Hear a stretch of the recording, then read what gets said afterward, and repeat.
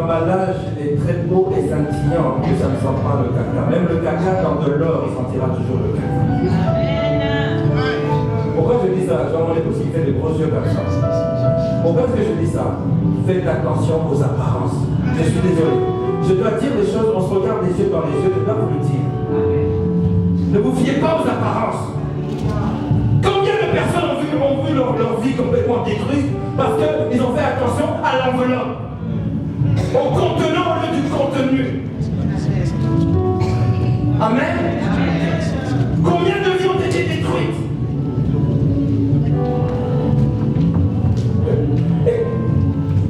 J'arrive même pas à sortir le mot, parce que pendant que je suis en train de parler, je vois plein d'exemples qui sont là. Il y a des personnes aujourd'hui qui sont en train de souffrir. Parce que, je ne vais pas parler en garage, je vais parler en français. Parce que, pour le plaisir des yeux. Alléluia. Écoutez-moi bien.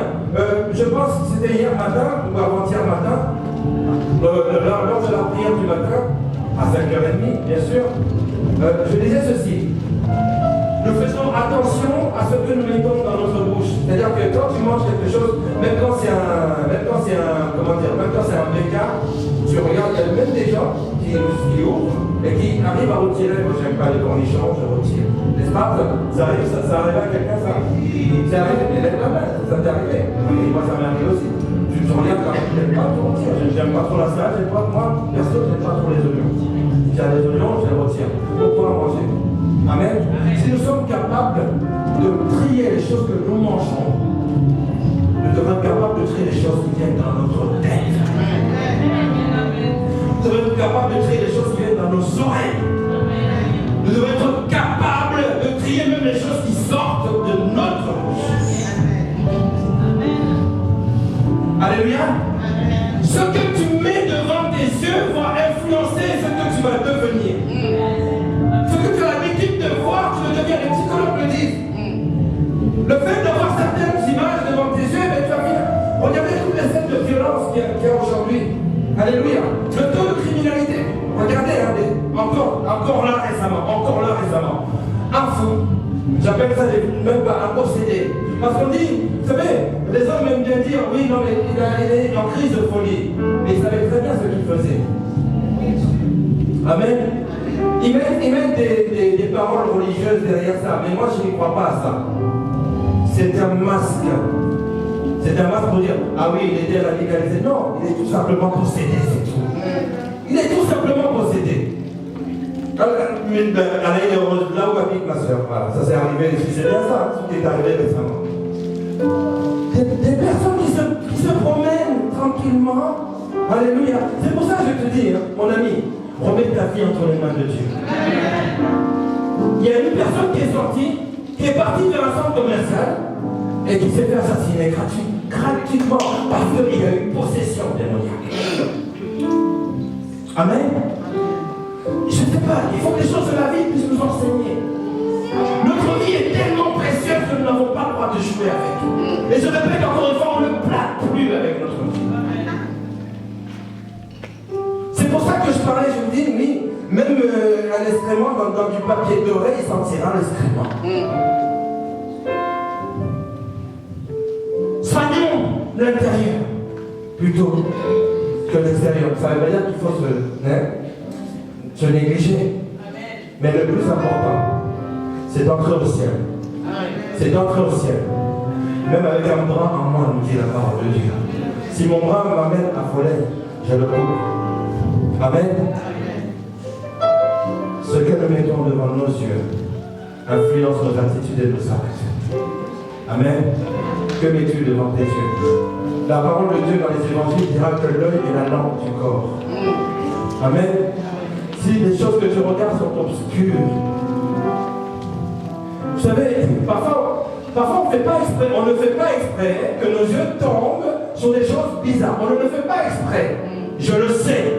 D'accord? Mais dans ce cas, quand ça arrive, il faut sanctifier tes yeux. Dis, Seigneur, pardonne-moi, Seigneur, mon âme, mon esprit.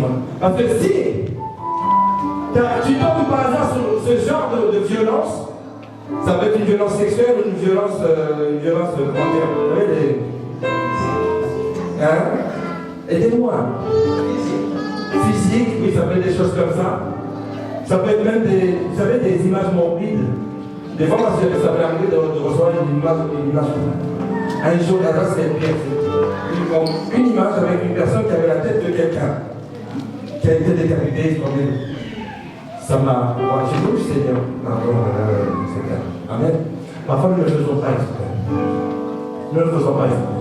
N'est-ce pas? Mais dans ce cas, il faut dire Seigneur, s'il te plaît, pardonne. Le souci, c'est quand tu t'habitues. D'accord? Tu dis, tiens, je vais revoir. Tiens, je vais revoir. Alors, ça devient un problème. Amen. Amen. Est-ce que quelqu'un peut prier maintenant? Il dit, Seigneur, purifie mon âme. Purifie mon cœur. Purifie mes yeux. Purifie mes oreilles. Au nom de Jésus. Au nom de Jésus. Amen. Amen. Je ne sais pas pourquoi je suis parti là, mais je suis parti là où il fallait que je parte. Amen. Ce qui concerne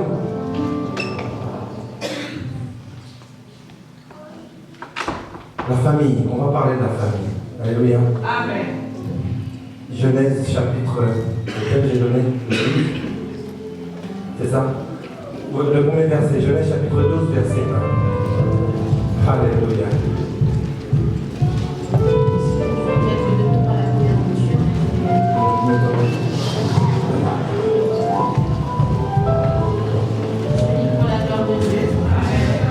L'Éternel dit à Abraham, va-t'en de ton pays, de ta patrie et de la maison de ton père, dans le pays que je te montrerai.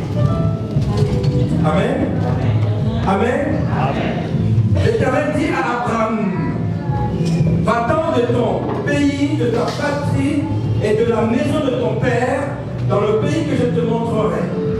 Parole du Seigneur. Seigneur, merci pour ta parole, que tu puisses nous faire du bien, que tu puisses nous corriger. Seigneur, si nous sommes sur une mauvaise voie, que tu nous conduises sur la voie de l'éternité. Au nom de Jésus. Amen. Amen. Il y a 3 dimensions que j'aimerais que nous puissions voir ce matin. Pays, patrie, maison. Alors, on se pose la question, pourquoi est-ce que le Seigneur lui dit cette phrase-là? Abraham, va-t'en de ton pays, de ta patrie et de la maison de ton père. Mais quelqu'un dise maison. Maison de mon père. Vous savez, dans la Genèse, il y a 7 hommes qui sont bien relevés, où on voit leur vie. D'ailleurs, on ira en parler dans Hébreux chapitre 11, lorsqu'on va parler des pères de la foi, etc. Et nous avons Abel, Enoch, Noé, Isaac, Jacob et Joseph. D'accord? Et Abraham, bien sûr. Alors, j'aimerais qu'on puisse parler d'Abraham. Vous savez, Enoch était là pour, comment dire, Enoch a été enlevé avant le jugement. Par contre, Noé a été porté au travers du jugement de Dieu. Alléluia. Amen. Alléluia. Amen. Amen. Mais aujourd'hui, nous allons nous intéresser à la vie d'Abraham au départ. Amen. Donc, le contexte était un temps d'après le déluge. Dans ce temps, après le déluge, donc la terre a été restaurée par Dieu et les hommes se sont adonnés à de l'idolâtrie à outrance. C'était vraiment, il n'y avait que des idoles et des idoles. Et Dieu, parmi cette nation, a appelé une personne pour pouvoir porter son nom. Amen. Et c'est la personne d'Abraham. Alors, comment cela se fait-il que Dieu lui propose de quitter son pays, sa patrie et la maison de son père? Amen. Dans la pédagogie ou dans la logique, on va vous parler de la logique inductive, d'accord? L'induction. Alors, l'induction, c'est quoi? Je vais vous le dire. L'induction, en fait, L'induction, en fait, c'est de partir d'un cas particulier pour pouvoir expliquer un cas en général. Ok. Par exemple, dans les lycées, pour pouvoir expliquer la fin dans le monde, on va étudier avec les élèves, avec les enfants, la fin le cas d'un cas particulier comme l'Éthiopie par exemple. On va étudier le cas de l'Éthiopie et ça va nous donner des conclusions sur le général. Vous voyez? Tandis que la méthode déductive, c'est celle de partir d'un cas général pour pouvoir expliquer un cas particulier. Bon, ok, je vais enlever ma casquette de professeur ou d'enseignant et nous allons aller dans le pratique. Amen? Amen? Comment cela se fait-il que Dieu, au lieu de partir du cas particulier, écoutez, nous sommes tous ici, issus d'Afrique et des îles d'outre-mer, etc., n'est-ce pas? Nous avons tous quitté notre pays pour nous retrouver où? En Europe, n'est-ce pas? Alléluia. Alors dites-moi, est-ce que vous avez commencé par quitter le pays ou vous avez commencé par quitter la maison de vos parents? Vous avez commencé par quitter la maison de vos parents. Ensuite, vous avez quitté, vous êtes sorti de la province, donc de votre patrie, la province, etc. Et ensuite, vous avez quitté le pays. Mais là, Dieu est en train de parler à Abraham d'une autre manière. Et il lui dit, quitte d'abord ton pays. Est-ce que quelqu'un voit le cheminement? Il nous dit d'abord de quitter son pays, ensuite sa patrie, et enfin la maison de son père. Comment est-ce que Abraham pouvait quitter son pays tout en restant dans la maison de son père? Est-ce que je peux avancer? Nous allons avancer. Amen. Dis à ton voisin, réveille-toi. Parce qu'il y a des gens qui dorment. Alléluia. Amen. Quitte ton pays, ta patrie, la maison de ton père. Le père s'appelait Térak. Alléluia. Lisez tout simplement, vous verrez. Alors, au moment où Dieu prononce ces paroles, il parle à Abraham et non à Abraham. Ça va, on me suit? Il parle à Abraham et non à Abraham. Et dans l'hébreu, Abraham, en fait, est le composé de Ab et Ram. Ab, qui est le diminutif de Abba, qui veut dire père, et Ram, qui va donner ce qu'on appelle les Araméens. Il est le père des Araméens, ou dans une autre définition, signification, on va dire que c'est le père élevé. Le père élevé. Le papa, donc, ce monsieur Térak, lorsqu'il a eu son fils Abraham, il souhaitait que son fils soit un père élevé. Ok, jusque-là ça va? Mais lorsque, donc c'était le père des hommes, en quelque sorte. Un homme élevé. Alléluia. Mais lorsqu'il devient Abraham, pareil en hébreu, c'est Ab et Raham. Ab qui signifie père et Raham signifie la maison. C'est ça? C'est ça? Eh non, c'est pas ça, monsieur. Non, Raham signifie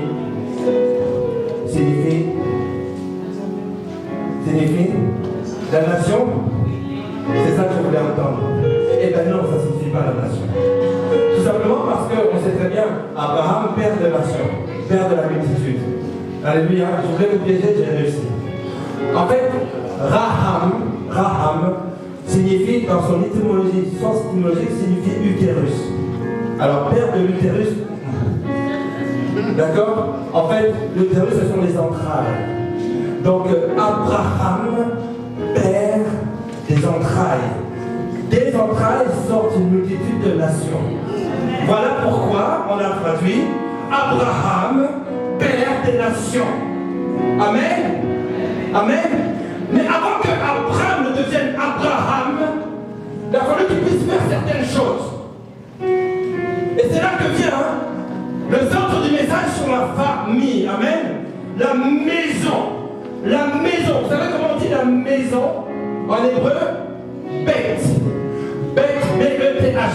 Bethléem, quand on dit Bethléem, Beth c'est le pain, Lechem c'est le pain. C'est pour ça que Bethléem veut dire la maison du pain. Alléluia. Beth.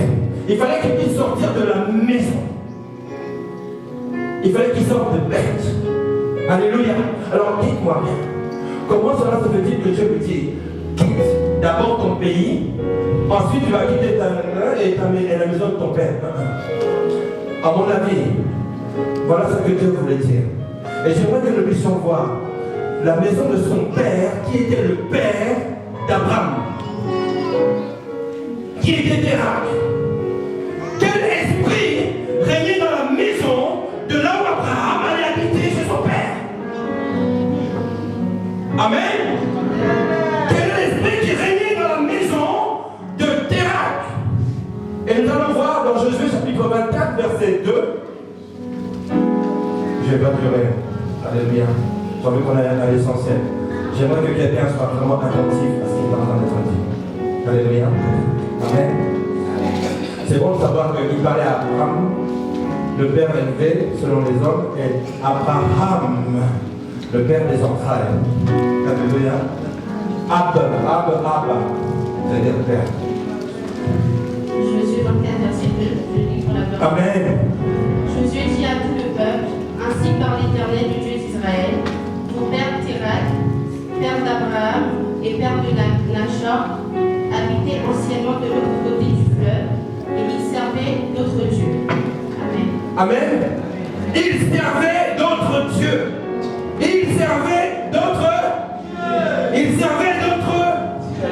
Écoutez, je vais vous dire quelque chose.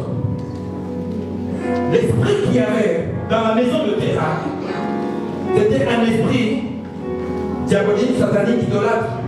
En tout cas, ce n'était pas l'esprit du Seigneur. Il servait notre Dieu, ils étaient idolâtres.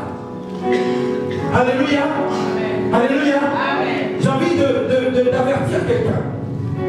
J'ai vraiment envie d'avertir quelqu'un. Et ça, c'est le Saint-Esprit qui me dit de le dire maintenant, et je le dis. Faites attention de ne pas mélanger Dieu avec d'autres dieux. Amen. Amen. Amen. Amen. J'ai déjà entendu quelqu'un me dire, mais je peux prier Dieu et quand même aller dans mes... Hein? J'ai dit non, ça ne prend pas comme ça. Ça ne marche pas comme ça. Et une personne qui m'a appelé cette semaine et dit, pasteur, il faut absolument venir prier chez moi. Mais parce qu'il y a un esprit, je lui dis, oui, mais tu ne peux pas mélanger Dieu. Écoutez, on ne mélange pas Dieu. Dis à ton voisin, on ne mélange pas Dieu. On ne mélange pas Dieu. On ne mélange pas. Tu ne peux pas. De la même manière que tu dis que on ne mélange pas Dieu, je ne me mélange pas non plus. Ah, je ne me mélange pas non plus.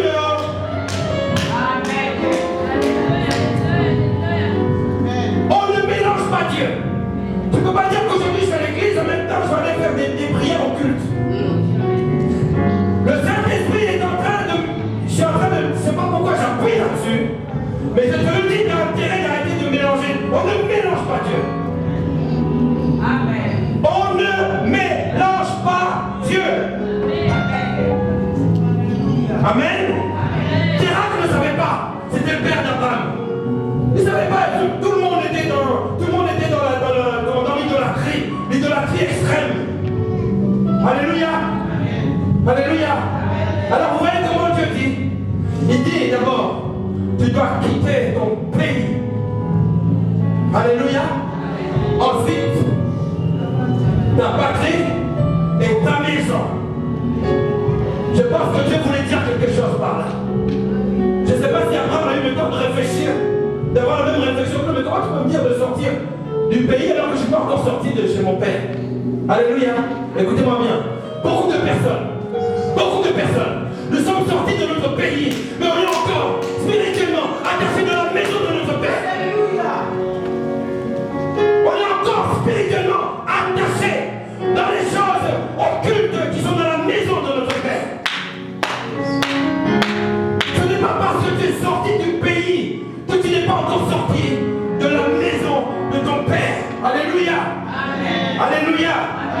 Il faut que tu sortes de là. Tu dois quitter le bête de tes parents. Ça ne veut pas dire que je suis en train de pousser tous les jeunes gens, de dire à mon fils qui est là, oh, tu dois partir de chez moi. Non, c'est pas ça. Alléluia.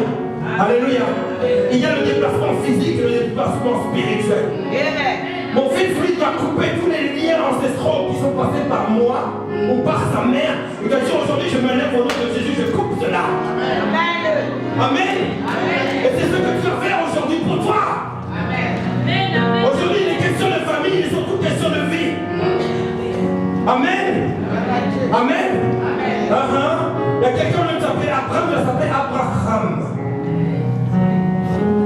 Les nations vont sortir de tes entrailles au nom de Jésus. Je le comprends, je le déclare. Il faut que tu quittes le bête de tes parents. Il faut que tu quittes la maison de tes parents. Alléluia. Alléluia. Hey, tu n'es plus au pays. Tu peux être chrétien. Tu peux être serviteur de Dieu. Tu peux prêcher la parole de Dieu. Tu peux chanter. Mais pour autant, il y a quelque chose qui cloche, qui ne marche pas. Il y a toujours un truc qui ne marche pas. Pourquoi cela?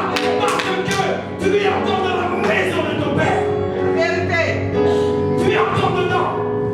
C'est Pour briser les chaînes. briser les chaînes, même le cordon. Amen. Alléluia. Alléluia. Vous savez, alors c'est le prophète Ézéchiel qui dit ça. Alors dans Ézéchiel. Ma fille, donne-nous, c'est toi qui as donné le passage d'Ézéchiel. Annonce-nous Ézéchiel. Ézéchiel parle plus que les chaînes. Il parle d'abord du cordon. Ézéchiel chapitre 16, verset 1 à 2. Ézéchiel chapitre 16, verset 1 au verset 4e. Merci Saint-Esprit. Oh, dis-le bien fort, qu'on entende bien fort. Parce que ça, il faut que nous écoutions ce que le Saint-Esprit est en train de nous dire. Il faut que nous écoutions ce que le Saint-Esprit est en train de nous dire. Je lis la parole de Dieu. Amen. La 30e année, le 50e jour du 4e mois, comme j'étais parmi les captifs du fleuve du Kébar, les cieux s'ouvrirent et j'eus des visions divines. Le 5e jour du mois, c'était la 5e année de la captivité du roi Joachim. La parole de l'Éternel fut adressée à Ézéchiel, fils de Budi, le sacrificateur dans les pays des Chaldéens, près du fleuve du Kébar. Et c'est là que la main de l'Éternel fut sur lui. Je regardais, et voici, il vint du septentrion un vent impétueux, une grosse nuée et une gerbe du feu. Sois béni, ma fille.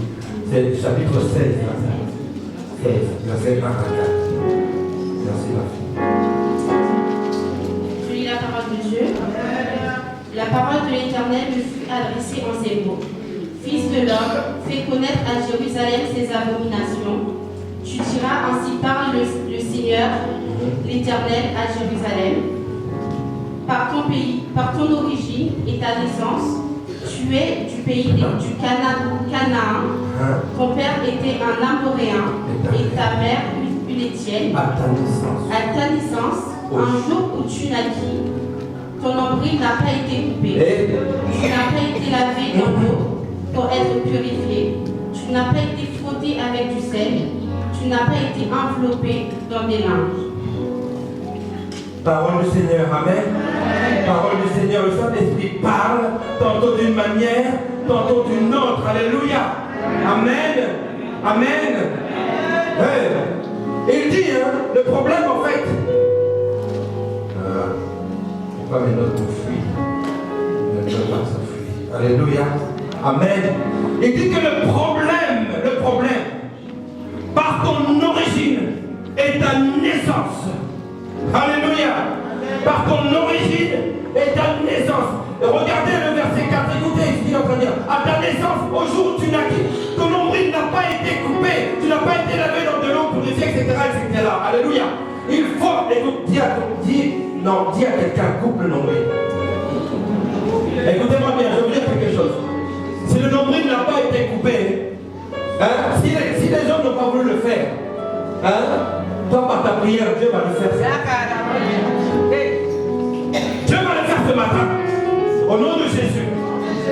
Alléluia. Ce n'est pas normal. Si tu ne quittes pas la maison spirituelle de la famille de ton père, si tu ne quittes pas la maison spirituelle de la famille de ta mère, tu auras toujours les mêmes problèmes. Toujours les mêmes. C'est un travail spirituel à faire. N'allez pas vous acharner contre vos parents, ça ne sert à rien. Ne vous acharnez pas, n'allez pas accuser même s'ils sont sorciers. Et alors, si tu es un enfant de Dieu, le sorcier dans le cantier. Alléluia. Alléluia. Si tu es un enfant de Dieu, tu fais la tête et non la queue. Tu es devant et non derrière. Tu as un grand Dieu toujours à tes côtés. Alléluia. Mais il faut que tu quittes la maison spirituelle de ta mère, la maison spirituelle de ton père. C'est dans ce sens-là que je suis en train de faire. C'est pour ça que l'Éternel, à un moment donné, il va déclarer que l'homme quittera afin de s'attacher. Amen. Il faut quitter. Il faut quitter. On doit se quitter, c'est quitter comme ça. Je vais vous dire quelque chose. Je vais vous donner un témoignage personnel. Pendant des années, j'ai eu du mal avec mon épouse. En fait, non, elle a eu du mal avec moi. C'est ça que je voulais dire. Vous savez pourquoi? Mon père pouvait m'appeler à 3h du matin. Oui, papa, je l'ai, n'est-ce pas, bébé? Non, c'est la vérité. Je me confesse devant le peuple de Dieu. Amen. Mon père pouvait m'appeler à 3h du matin. À 2h du matin, 14h. Mon fils, j'arrive pas à bouger la souris. Et je parle. Mais tu m'as aidé. Je dis non, je parle. Mon fils. Ah, mon fils. Écoute, il faut que tu viennes, j'ai un calcul à faire. Oui, papa. Le cordon est encore complet. Ça s'appelle de la servitude. Il y a des personnes, même dans mon mariage, vous êtes en train d'accomplir des actes que vous ne devrez même pas faire parce que le cordon ombilical n'a pas été coupé à ta naissance spirituelle. Il va falloir que tu puisses couper ce cordon-là, sinon tu vas souffrir. Ma femme souffrait parce que je n'étais pas là quand elle avait besoin de moi. Quand mon père m'appelait, j'étais là tout de suite comme un mouton. Un jour, j'ai dit à mon père, pardon papa, mais là, désolé, là je ne peux pas, je suis avec ma femme. Ah oui. Il a resté encore. Désolé papa, je suis avec mon épouse. Ça ne veut pas dire que je n'aime plus mon père. Ça ne veut pas dire. D'ailleurs, hier j'étais avec lui dans une conférence de l'Institut biblique. J'étais avec lui. J'ai passé toute la journée avec mon père. Alléluia. Amen. Mais c'est pas pour autant que. Non. Il faut couper le cordon ombilical spirituel de la maison de ton père. Amen. Il faut le faire. Sinon, ça va faire que tu vas te retrouver comme ça. Tu sers Dieu. Je ne comprends pas pourquoi ça ne va pas. Il y a des choses qui ne vont pas.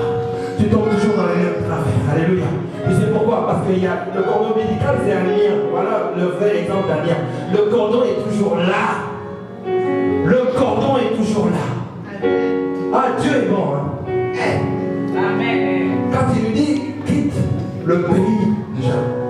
Alléluia. C'est ça qui explique que beaucoup de personnes, même déplacées, à plus de 8000 km de chez leurs parents, amen, je bénis Dieu, parce qu'il n'a pas dit quitte d'abord ta maison. Et après la batterie à présent. Il le dit dans l'autre sens. Pourquoi? Parce que Dieu part du macrométrique au micrométrique. Alléluia. Oui, on a un Dieu qui voit. On a un Dieu qui voit. Alléluia. Amen. Mais Jérusalem, parce qu'il parle de Yerushalayim, c'est à Jérusalem qu'il parle. Il dit toi Jérusalem, n'est-ce pas? Pourquoi? Parce que Jérusalem avait, vous imaginez, ils avaient l'arche de l'alliance avec eux. Ils avaient l'arche de l'alliance avec eux, mais malgré tout, ils ne voyaient pas clair. Amen. Amen. Que Dieu puisse vraiment ouvrir nos yeux. Je vais m'arrêter là. Parce que l'heure passe, j'avais tellement à faire, mais. Non, il faut que je dise ça. Là, il faut que je saute beaucoup de choses, d'accord? Alléluia.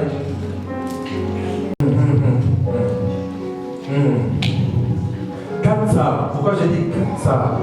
Katsar, en hébreu, ça veut dire couper, diviser, couper en deux. Alléluia. Il faut que tu puisses faire Katsar. Coupe ce cordon. Il va falloir couper. Il va falloir Katsar. Et c'est pour ça que je dirais sais que ça a une consonance en Swahili, dans ma langue, on dit kata. En Sénégalais, ils disent kata aussi. Kata. Ben, nous, on dit en français coupé. Amen. Amen. Amen. Amen. Quand tu coupes ton cordon ombilical, spirituel, tu coupes l'origine de ton problème. Alléluia. Alléluia. Il va falloir que tu puisses couper l'origine de ton problème. Et j'aimerais aller dans... Écoutez,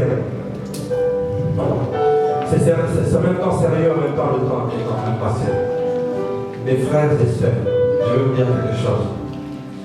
S'il y a quelqu'un qui a des soucis, si vous avez des problèmes de dérèglement, ça peut arriver, des problèmes de, vous savez, des colères extrêmes, des choses comme ça.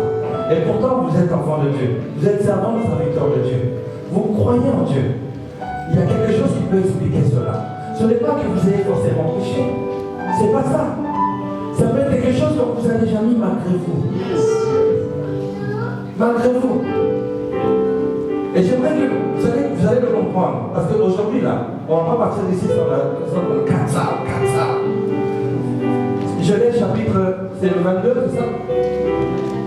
Oui, c'est ça. Non, Genèse chapitre 9, verset 22 à 24. On va lire juste ça. Après, on va prier puissamment. Et on va arrêter là. Amen. Je ne peux pas partir sans que vous puissiez comprendre ce processus.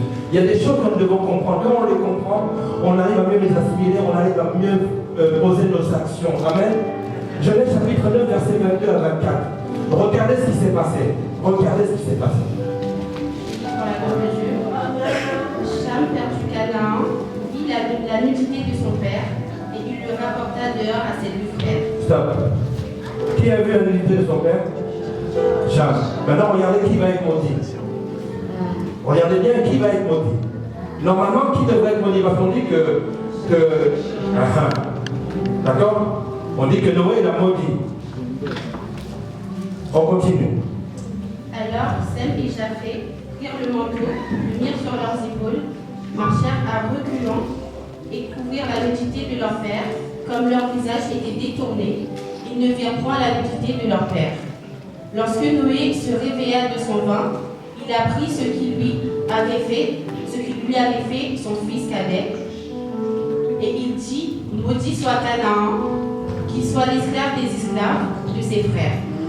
Mes amis, Noé a répété cette malédiction 3 fois. Canaan, c'était le cadet de Cham.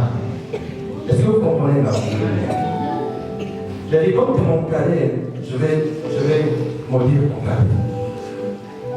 Le pauvre Canaan, il n'a rien demandé, mais il est tombé sous cette malédiction-là. Il se pourrait que ce soit ton cas. Il se pourrait que ce soit ton cas. Tu le sais très bien dans ta conscience que tu n'as jamais fait de la sorcellerie, que tu n'as jamais fait ces choses-là, mais tu as toujours quelque chose qui ne va pas. Le poisseux de ta famille, c'est toi. Le poisseux à ton travail, c'est toi. La personne à qui des choses bizarres arrivent, c'est toi. Tu es complètement déréglé dans des colères excessives, c'est toujours toi. Alléluia. Il se pourrait qu'il y ait quelqu'un qui ait prononcé une parole et qui est venu jusqu'à toi et toi tu n'es même pas au courant. Alléluia. Ciao.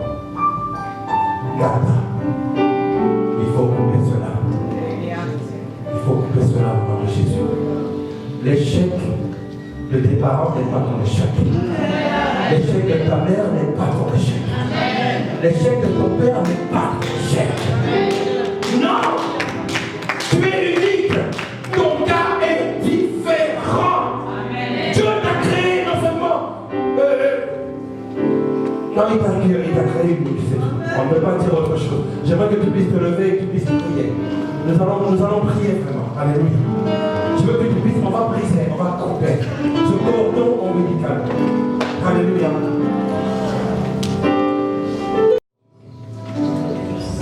Il faut le déclarer de ta bouche, mon ami. Je déclare, je sors de la maison de mon Père spirituellement. Je sors. Parce que ce qui est mis dans la maison de mon Père, Seigneur, ça ne te glorifie pas. Je sors spirituellement de cette maison. Tu m'as fait venir en Europe, Seigneur. Spirituellement, j'étais encore attaché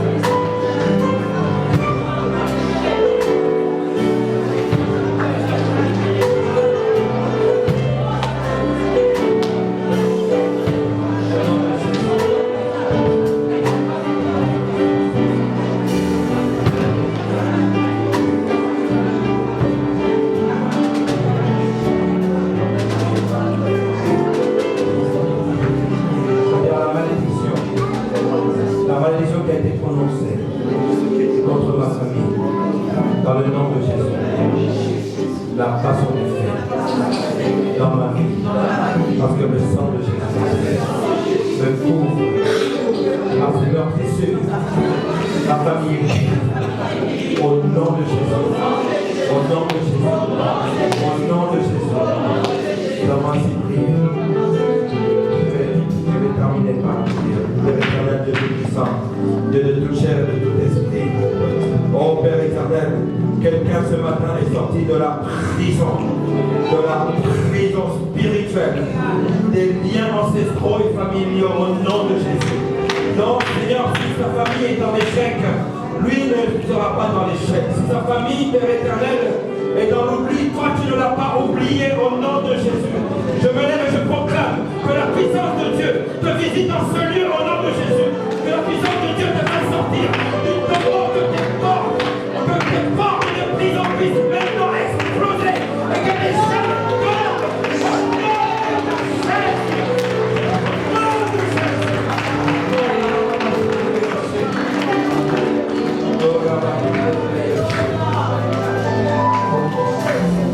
Seigneur, merci parce que le nombril est coupé ce matin. Je déclare, je proclame maintenant dans le nom de Jésus-Christ que ton fils, ta fille, maintenant est sorti de sa prison spirituelle et il possède l'année 2020. Dans le nom de Jésus-Christ, je le proclame.